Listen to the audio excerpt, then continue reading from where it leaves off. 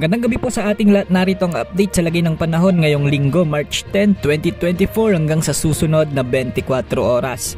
Sa kasalukuyan ay northeast monsoon o amihan ang magdadala ng bahagyang malamig na panahon sa northern at central Luzon, samantalang easterlies pa rin ang makakaapekto sa natitirang bahagi ng ating bansa ngayong gabi.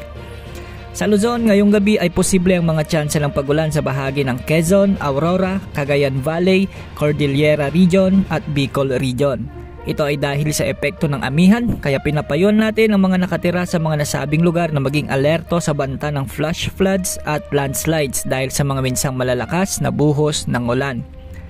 Sa Metro Manila at natitirang bahagi ng Luzon, mababa ang tsansa ng mga pag-ulan ngayong gabi maliban sa mga isolated rains dulot ng mga localized thunderstorms. Sa Visayas, posible ring makaranas ng mga pag-ulan ang Romblon, Marinduque, Aklan at Catanduanes. At sa natitirang bahagi ng Visayas, Palawan kasama ang Kalayaan Islands at ang Occidental Mindoro ay makakaranas ng bagyang maulap hanggang sa maulap na papawirin na may mga pulupulong pag-ulan, pagkulog at pagkidlat dulot naman ng umiiral na easterlies o minsay ay mga localized thunderstorms.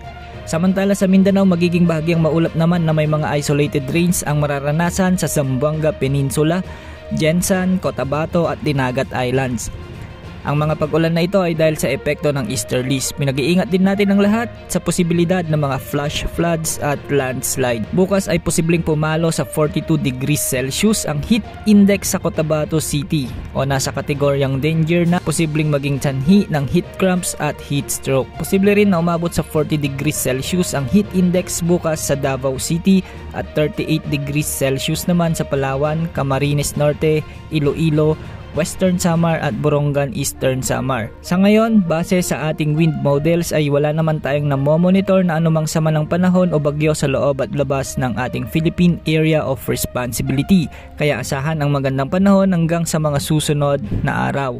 Wala ring gale warning sa alinmang karagatang sakop ng ating bansa.